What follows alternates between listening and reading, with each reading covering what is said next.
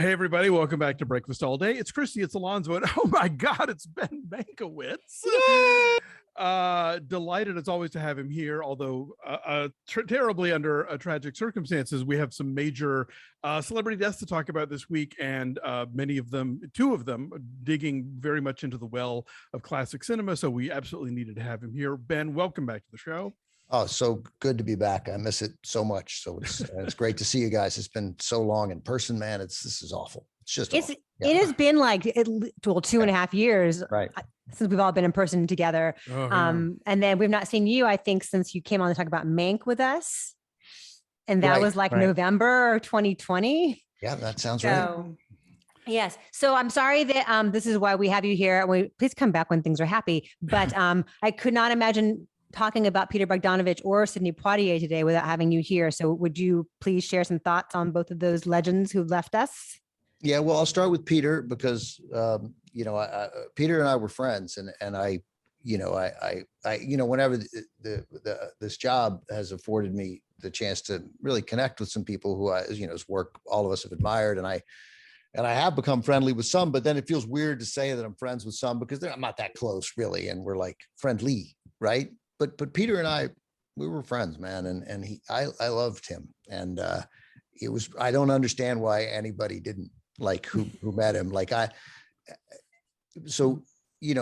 He was clearly in the 1970s when he was at the top of his game, and he made these three pictures, back to back, the Last Picture Show and What's Up, Doc, and Paper Moon, and his first film Targets is great and prescient also, but and he clearly came to believe what everyone was saying about him, right? And I get that he was probably a fairly difficult guy then. He admits that, and then he had this very real tragedy, that the death of his girlfriend, a woman he really deeply loved, Dorothy Stratton, a horrible death, and then lost all his money and everything in an attempt to get the movie that he made with her released. And it just feels like that he was really humbled by life, and it affected him. And you don't see people who tangibly change, but and I mean, you get little flashes of the old Peter, and I don't mean like he was rude to anybody. I just mean like the confidence that sort of came through. But he just had this real unique, interesting, thoughtful perspective on life. He was funny. He could imitate, Jimmy Stewart and Cary Grant and Howard Hawks and John Ford and Orson Welles and so many others so effectively. And he was this living link to classic cinema, but man, he loved to tell stories. He was a great audience. He would, if you said something vaguely funny, you would get a serious belly laugh from Peter Bogdanovich. And we did this podcast with him. The success of our podcast is largely because he agreed to be our first subject. I think we were pretty fair about his strengths and weaknesses. He thought we were fair. He was so honest and thoughtful in interviews. 15 hours of interviews I did with him, and I just think he was special, and I miss him. And I was so, I was on my list. I was like, oh, I got to call Peter. And then you get the news yesterday that he was gone. He was 82. It sounds like it was a surprise somewhat. Yeah, he'd been emailing us at TCM. No, I wasn't part of that email chain the earlier in the week. Wow. So I think on Monday or Tuesday. So, and he died, I guess, Wednesday morning or Thursday morning. So, you clearly, I think it was, I don't know the details. I hope to talk to his daughter this week, hopefully today, but, it was a surprise, certainly. Favorite Bogdanovich film of his? I mean, I love so many. I mean, I think Last Picture Show is brilliant, but it's a lame choice. So I'll go with your gut. Saint Jack. I love Saint Jack, and I think it would have been if he made it. It was sort of his comeback film. He'd been on top, and then he makes Saint Jack, and it's really good. And then immediately after that, Dorothy's murdered, and the narrative about who Peter is and what he's doing changes completely. And Saint Jack with Ben Gazzara gets sort of forgotten. And but I just think it's a particularly special movie that I think people would enjoy. But those three, look, man, What's Up, Doc? There's no actress like Julie Christie in Dr. Zhivago and Barbara Streisand in What's Up, Doc are the best looking women in any movie ever. Like there's something so magical about how he shot Barbara in that movie. So, you know, there are a lot of Peter movies I love, and I love the movie with Dorothy, you know, which Peter loved too, which would be the one he'd want everybody to see. Well, he is the subject of our Off the Menu Patreon this month. Alonso curated about a half dozen Bogdanovich films. And of the ones that are streaming, because They All Laughed, which is the movie he made with Dorothy Stratton, is one of the ones you can't stream. Also, At Long Last Love, which I'm a defender of, even though that's the movie that kind of initially torpedoed his career, his flop Cole Porter musical with Sybil Shepherd and Burt Reynolds. But yeah, of the ones that you can access readily, we have a vast choice, and and it covers a really broad territory of genres and all kinds of things, you know, from Saint Jack to Noises Off. So and I just so many, there's a lot of good ones. I'm sorry. So this is the great thing about me, of course, is that as close as I had to Peter, At Long Last Love, that's the musical. Yeah. Right. And then the Dorothy movie is called They All Laughed. They All Laughed. And I just, right. So I get them wrong. They're both old songs. Only on this show can I admit. So you're among friends. So They All Laughed. I mean, I'm hoping that we get a chance to run it when we do our tribute to. Oh, nice. I was going to ask if you guys were going to do like an evening. We're going to try to get. It's hard. It's expensive. You know, it's trickier to get. It's not streamable. It require, hopefully, because of in honoring Peter. And I'm certain that I asked him. I mean, if you ever asked Peter, you want people to see one of your movies, he would say They All Laughed. I mean, because he's proud of it, and I think you see in it that had Dorothy Stratton not been murdered, that there was a career waiting for her. I don't know how big she would have been, but I mean, the notion that, she should have gotten a bunch of sitcoms at a bare minimum. She was like, you know, she's beautiful and talented and funny and just instantly likable. Right. And she was at that point, you know, 22. This was really her first acting experience. So we have a short window with you today. So let's get into Sidney Poitier real quick, who passed away this morning, or who was announced this morning at the age of 94. Yeah. I mean, it's a lot, but try and give us some context as to why he is such a singular figure in the history of the motion picture. Well, I just did an interview right before coming on with you guys with Lou Gossett for CBS Sunday Morning. And I, you know, Sidney's generation, which includes, you know, Marlon Brando and Paul Newman and Montgomery Clift, and these real post-war guys, post-war heavy hitting James Dean, these heavy hitter actors. You know, I forget whether he's the best. I think he's the most influential, and I say that in thinking more so than Brando or James Dean. None of those guys, you know, nobody carried Sidney's burden. Nobody bore that responsibility of every single movie. Much of America decides how they feel about Black men, and this was a time when it's been made very clear to me from talking to from historians who've studied the legacy of Black actors on the screen, television, and movies. Hollywood was not willing to have another Black star. Like, you know, when Ivan Dixon, a guy who's like enormously talented, comes along and handsome and virile and mask everything that you would want in a leading man, except he was Black, and there was Sidney Poitier was already there. So, you know, and Sidney didn't block them, except racism blocked them. Yeah. And so there's just continued this feeling that everything he did was magnified by a huge order because he was Sidney Poitier and he was America's Black movie star, period, and only Black movie star, male Black movie star anyway. Mm-hmm. And the pressure too to be like the voice of a civil rights movement, right? And he didn't want to talk about that. There's the one clip I keep seeing popping up on Twitter from 1967 where he's at a press conference and he's like, I am many things. I'm an actor. I'm a man, you know, I contain multitudes. Ask me about something else. Yeah. And to have that burden, and then to be, when he had to be able to talk about those things. I mean, he was incredibly smart and well-read and thoughtful, but I mean, he was, you know, what a shock. He wanted to do his job, right? You know, his job was an actor and he wanted to be an actor and not, you know, Paul Newman didn't have to answer those questions. Rob Redford didn't have to answer those questions. So I'm enormously sympathetic to what he endured. And it's clear from talking to guys like Lou, his influences, you cannot overstate it. It is absolutely profound. One of the things I always find fascinating about him is that we think of him as this intense dramatic actor, and in the heat of the night, and so many of these performances that are like very serious and very gripping.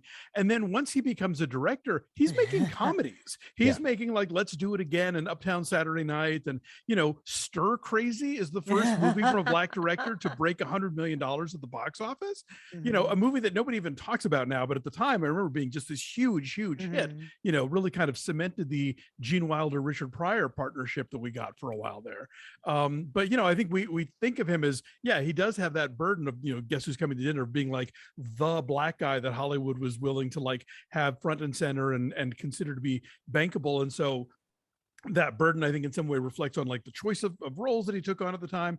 But once he gets into a position of power himself, where he's literally in the driver's seat, it's like, I want to make these funny movies with Harry Belafonte and Bill Cosby or whatever. and I think if he'd clearly, then we know that if he wanted to make romantic comedies, if that was a thing that was permitted for a Black actor in the 1960s and early 70s, he could have, and he'd have been great at it. I don't think it's any doubt. I think your phone is blowing up. I feel the vibration through my own headset really fast. We're doing, hey, Ben, we're doing best and worst later on in the show. Favorite movies from last year? I loved Power of the Dog. I loved Come On, Come On. I loved Coda. That's just off the top of my head. And I loved The Courier, even though that wasn't this year, but I did see it this year in 2021. So I was, because it felt like a movie from 1997. And I appreciated that. I know you did some Q&As with Paul Thomas Anderson and Alana Hayam. I'm sorry. And Licorice Pizza is my favorite. Of course. I forgot. Of course. I mean, you asked, yes, Licorice Pizza won, but I did love Power of the Dog, and I loved Come On, Come On. Your evening with PTA was a lot of fun on TCM, because I had never seen Breezy before, but now that I've seen it, I see how much of an influence it has on Licorice Pizza. And just to hear him imitate his dad saying "The Love Boat" was like, that made my year, Paul Thomas Anderson is right now living his best life. I mean, you should imagine. I just kept thinking, as he's so, because he's a fairly normal. I know him a little, but he's not like bubbly but like, so you make a movie and then everybody loves it, and everybody you respect loves it. I'm just thinking, you got to feel pretty good, and he was feeling, he's feeling on top of the world. So it's nice.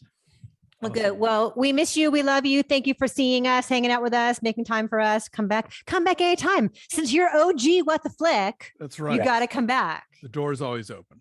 Thanks to both of you. Love you both. Thanks. Take care, sir.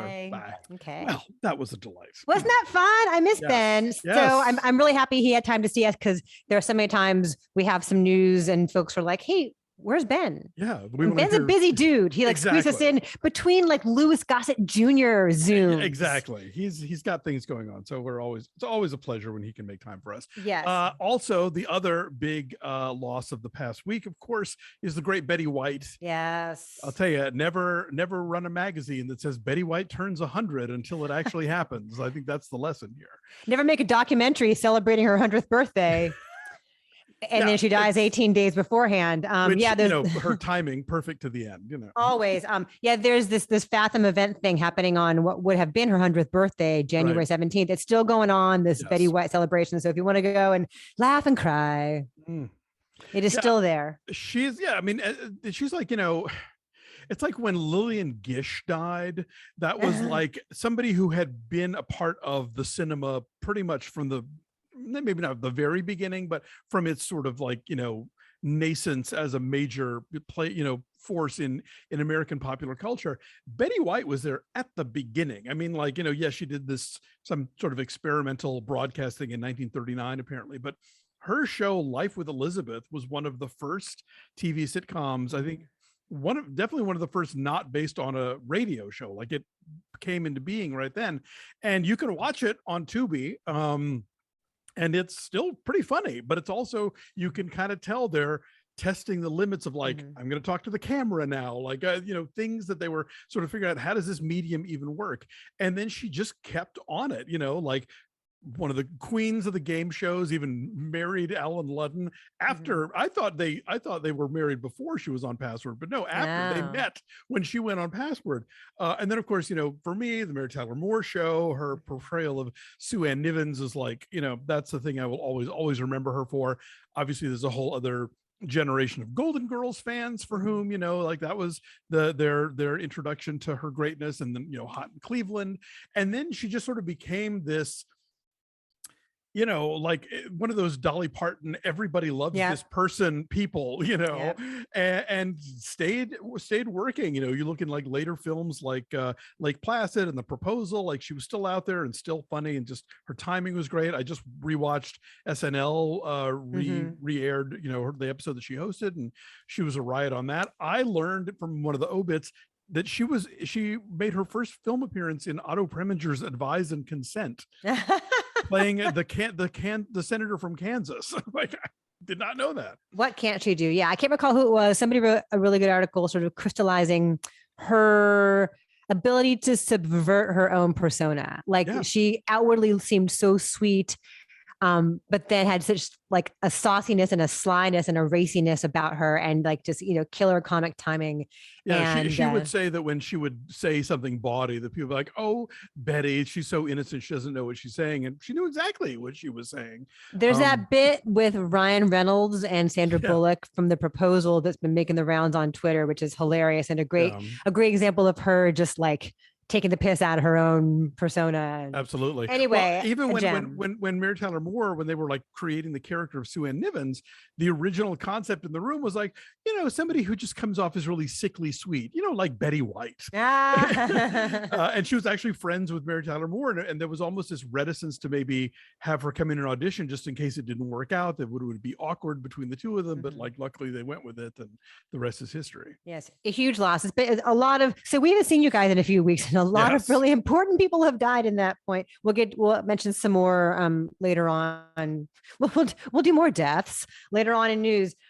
We should mention how much of a state of upheaval we are in currently in the entertainment world and in the real world, but also in the entertainment world. So much in the last couple of weeks has been postponed or canceled, or there's like a virtual version of it. The Golden Globes are supposed to happen on Sunday, and they're like not even live streaming it. It's a bunch of people sitting around the Beverly Hilton, and they're going to announce winners on Twitter. Like, there's no red carpet. Yeah, there's no celebrities. I think it's just going to be members of the HFPA and some of the beneficiaries of their charitable work, like some nonprofit arts organizations and stuff. But yeah, I mean, I remember the year of this when SAG was on strike and everything was announced by, or the writers, whoever it was. It was a Writers Guild strike. Yeah, the Writers Guild was on strike, and all the announcers were like entertainment reporters, and nobody watched. They were this year like, okay, we're not even. Yeah, I mean, this is not because of COVID. This is because the HFPA fell apart, but also it happens to happen in the middle of COVID. So there's that. So Sundance is going virtual. The Honorary Oscars, they are not doing an actual ceremony for the Grammys. This is a big deal because the Grammys were supposed to happen at the end of January at what is now crypto.com arena, which we'll never call it. It's at Staples for life. They're going to have it at Staples, and there's a bunch of different like Lakers games and Kings games and concerts and things happening all the way through mid-April. Like, there's not a free night at Staples through mid-April, but the thing is, the Grammys need more than just one night. They need like a 10-day block to set up all the infrastructure and for rehearsals and for all the events leading up to the actual ceremony. And that's not going to be available at Staples until like June. So they postponed indefinitely is what they're saying. Yeah. Right now, right? Also the possibility that the Super Bowl might not happen at SoFi, because that's supposed to happen February 13th. Right. But California just extended its indoor mask mandate through February 15th. Yeah. Right. I think somebody yesterday was like, oh, no, it's fine. But like, we'll see how that goes, because Slam Dance, you'll recall, went all virtual several weeks ago. And Sundance was still like, no, we're going to have boosters there for people that want them, but we're not going to. And then finally this week, they're like, okay, no, fuck it. It's Also, yes, the Westminster Dog Show. The Palm Springs Film Festival has been canceled entirely. Critics' Choice Awards have been postponed. And maybe the saddest news of all, Morbius has been delayed yet again. I keep seeing the theory out there that this is not a real movie.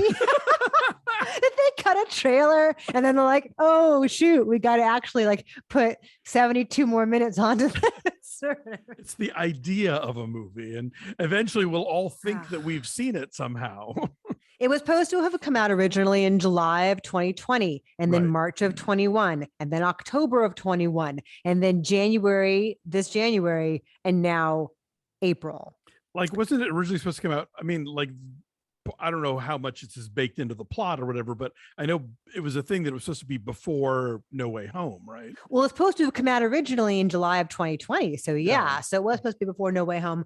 And I guess part of it too is that, like, and we're going to talk about this in a little bit, like No Way Home has made so much money. Why cannibalize that with like more competing Spider-Man content, I guess. Sure. Yeah. No. I think this is one case finally where it's not about COVID or whatever. It's about like, well, we're just going to ride this other one out as far as we can first, since it's the one thing that apparently people want to go see in the theater. Right. Maybe they're waiting to see if Jared Leto gets an Oscar nomination for playing the Gucci. I just want to put out my own fashion line. He really does. There could be like a Morbius fashion line where he does the whole thing in an Italian accent. So there's that. There's so much. So New Year's Eve has come and gone, but like Spoon was going to play Austin City Limits on New Year's Eve. So much didn't happen. The saddest news of all, the Fenway Bowl was canceled. My proud alma mater, SMU, was supposed to play Virginia in the Fenway Bowl at Fenway Park, which is a bowl game that has never actually taken place because it has been canceled 2 years in a row. It's the Morbius of bowl games. It is. People want to sit in small, uncomfortable seats that are facing the wrong direction to watch football because it's an historic ballpark. So there's just a lot. But people are going to the movies to see Spider-Man No Way Home, which has now crossed the $1 billion mark globally. Wow. Yeah. No, and it's, we talked last time about, screenings of Nightmare Alley getting canceled so they could, have more No Way Homes and probably I think West Side Stories and other films like that. So yeah, this is kind of where we are right now. I mean, the 355 opens this weekend. I don't know if that's going to be a draw for anyone. We'll be reviewing that later today, but that's going to get trampled. Jessica Chastain can kick all the butt she wants in various globe-trotting locales, but she can't stop Spider-Man. No. Yes, Spidey has now made $1.4 billion worldwide, and there is talk of an Oscar Best Picture push. What do you think of that? I mean, look, if I took the Oscars remotely seriously, I would be like, what? How dare they? My favorite take on it was somebody on Twitter who posted he said, when the hit movie goes for the trophies and it's a gif of Don Draper on Mad Men and somebody complains about not getting thanked and he goes, that's what the money's for. Like, the awards, that's a good point. The awards are for movies that look, the Oscars were created by the studios as a way to like have an excuse to bring older movies back into theaters and to maybe like pump up audiences for ambitious films that didn't hit the first time around. So giving a Best Picture Oscar to Spider-Man No Way Home gives it nothing. It's already made $1 billion. It's not going to make another billion because you gave it an Oscar, but giving a Best Picture Oscar to, I don't know, Power of the Dog or something. I mean, at least that even the nominations, like there are people out there who will now feel like they have to see this movie when they didn't before, so whatever. But the Oscars are a joke, so do what you want. But also they expanded the Best Picture category from 5 to 10 potential nominees because The Dark Knight Rises. The first Dark Knight. The Dark Knight didn't get nominated. And so that was like opening the door to the possibility of a big blockbuster comic book movie that also is art and should be regarded as such. And so like, if Black not Panther now, when? Black Panther got nominated. And, we've seen. And it won a bunch of stuff. It did. And we've seen films that would, in years past with 5 slots, maybe would not have gotten up there. Mad Max Fury Road. The Neil Blomkamp movie about the aliens. District 13? No, District 9. District 9. There we go. I'm confusing it with the Hunger Games where there are 13 districts. Sorry. There you go. Yeah. So stuff like that. Yes, those have gotten in. Have those nominations magically driven the ratings of the Oscar show north, which was the point of it? Not really. Yeah. So I don't know. But again, I'm not a purist about the Academy Awards because I think they're kind of a joke. So whatever they do won't surprise me and won't sully their golden reputation, you know? Supposedly there's going to be a Scream screening next Tuesday, and I would be surprised if that actually happens. I have done some following up, Yeah. and the person I was going to go, and then once the spike started happening, I'm like, yeah. And so I found a writer who is willing to brave that stuff, and that writer contacted Paramount and said, "So is this still a thing?" Yeah. And they responded, "Yes, it Yeah. is." So, like, I saw an article about how they were really cutting down on the number of guests they were having at the world premiere, which is not the same as canceling the world. Didn't they cancel the premiere? I thought they were going to. I think they just I think they're keeping it tight, and it's going to be like, you know, cast and crew, friends and family. But I have not seen the word cancel yet, so I don't know. Well, I'm going to go see Scream on Tuesday. All right. I mean, if you feel comfortable doing that, more power to you. I mean, I not don't. really, but I have to go see it for radio. Like I mean, no, if there's a screening, I have to do it. That's the thing. I mean, I look, I'm the first to admit I have privilege in this, like in that I'm the film reviews editor, so I can assign stuff out. I don't have a radio gig this week that would require me to see it. But this is the conversation that keeps going up. A lot of critics don't have a choice in the matter, you know, and so they have to put themselves in these situations, which we are learning now are, you know, fraught with at least some level of peril in terms of a bunch of people in a room, you know, breathing on each other. My kid is at school, which I actually think is really good. Which I actually think is really good, though. I will say, yeah, I do, because he's double vaccinated, and they did testing before we went back, and he wears a mask, like a good, solid, heavy duty mask. And I hope he doesn't get it. There are cases in his school. If he gets it, hopefully it will be, you know, not that severe. Hopefully, if I get it, if Chris gets it, we're all vaxxed, you know. I just, all of this is just stems from these much larger problems of, you know, it's not that we're dying to send kids to school. It's that if we keep them at home, then we have to pay parents to stay at home, and we don't want to do that. So we have to decide that the schools have to be open, you know? No, but also online school was really, really devastating. I get in a lot of ways for a lot of people. I get it. Absolutely. Yeah. But you know, also devastating is getting COVID. So like, I don't know. There's just, there's no good answer. No, there's no good answer. There's not, but I feel okay with my son being at school. So he's at school. But if Universal could send out links for the 355, I don't know why Paramount can't do the same for Scream. They could. And again, like, it's triple notification, verification, echolocution. Like, you got to prove your name on the screen the whole time. All that shit. No one's gonna pirate Scream. No. So maybe things will change before we talk to you guys again next. Other news for you: Saturday Night Live comes back on the 15th with Ariana DeBose hosting. That'll be really cool. Lafka, Best Supporting Actress winner. She is indeed. David Bowie's estate is selling his songwriting catalog to Warner Music for about $250 million. We keep seeing this, like Bruce Springsteen did recently for like $500 million. I thought Bowie already did this when he was alive, frankly, but maybe that was just like for a certain period of time or something. I don't know. John Mulaney and Olivia Munn's baby came. This is very old celebrity news. His name is Malcolm Hiep. And so that was, you know, a thing we were all watching. Are they together? Are they not? Okay. Is she pregnant? Baby's out in the world now. How do you spell the middle name? Hiep, Hiep. It's a Vietnamese name. Okay. So, and then we have another sad news, some big losses in the film, entertainment, pop culture world. Jean-Marc Vallée died at age 58. That was really shocking. That's really young. I guess he had some undiagnosed heart issues. Apparently, that's what his family announced a couple days after he passed. Yeah, that was totally out of nowhere. And you know, we were talking earlier about like the Bogdanovich films that you can't stream. Vallée's big breakthrough before coming to Hollywood and making, you know, Dallas Buyers Club and stuff was a Quebecois film called Crazy, Crazy, which people have been recommending to me for years, and it's not legally streaming in the United States. Like, I've been trying to find it for ages, so I hope maybe now that it will surface.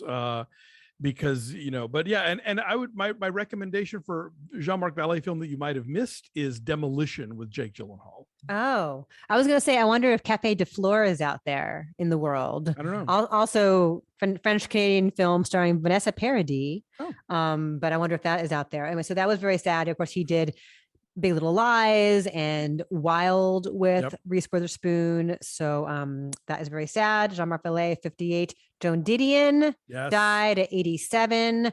Did you watch that documentary about her that Griffin Dunn did? I need to go back and take a look at that. I've one of my big blank spots in my cultural literacy is I have not read that much Joan Didion. Dave White is a giant fan of hers, and so he's handing me stuff, and I need to start digging in. There is a great film adaptation of her novel Play It As It Lays from the early 70s from Frank and Ellen. Well, actually, no, Frank Perry directed it, and I think Didion and John Gregory Dunn wrote the adaptation. It stars Tuesday Weld and Anthony Perkins, and I've seen a beautiful 35 print of it, like at the Egyptian, but it has never been available to my knowledge on home video. So that's another one where I hope, whoever's gumming up the works lets it get out there. Yeah, the documentary is called Joan Didion, The Center Will Not Hold, and it's by Griffin Dunn, who is her nephew. Right. So very enlightening. I mean, very affectionate, of course, because it's family and she's a legend, but it's also, it's very enlightening into her inspiration and her craft and her career and all that. And then John Madden. Yes. Dead at 85. I know you're not a football fan in any way. I know him from TV commercials, and I know there's a video game named after. There's a video, yeah, many Madden video games, but sort of like larger than life, synonymous with football, boisterous. So yes, John Madden dead. So a weird couple of weeks since we last saw you guys of some good stuff, some happy fun stuff, and also a lot of sad stuff and a lot of uncertainty. It feels like early days COVID in a lot of ways in terms of cancellations and uncertainty and all that. But hopefully we know more now and we are being safer now. So yeah, and we'll be talking more about Peter Bogdanovich later this month. As we mentioned, he is our off the menu subject. And so if you are a member of our Patreon, you can go and vote for which of the films that we'll be covering. We picked ones that either Christy or I or both of us had never seen. So Last Picture Show not on the list, and Paper Moon not on the list, but a lot of other big films from him are, including Targets and Daisy Miller, and some corners of his career that you might not be familiar with. So please vote if you're a Patreon member. And if you're not a Patreon member, become one at patreon.com/BeFastAllDay. Thanks for watching this video. Like this video, subscribe to our YouTube channel, follow us at BeFastAllDay on Twitter, Instagram, and Facebook. And of course, if you become a Patreon member, you get lots of cool extras, including videos like this with no commercial interruption, as well as our TV recaps. We're about to dig into the Book of Boba Fett, and lots of other fun stuff coming up in the coming week. So we hope you'll stick around and have a good 2022 with us. Thanks for watching. We'll see you next time. Bye. Bye.